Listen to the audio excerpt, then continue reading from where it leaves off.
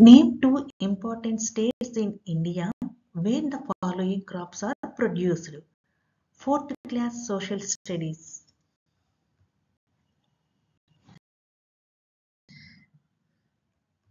First one, rice. Two important states are Andhra Pradesh, Tamil Nadu. Wheat. Two important states in India, Punjab and Haryana. Cotton. Gujarat and Maharashtra. Jute.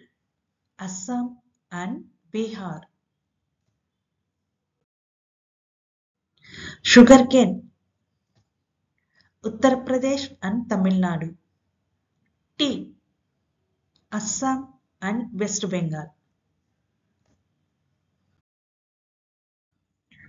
Maize.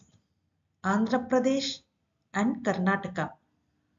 Groundnuts. Gujarat and Punjab.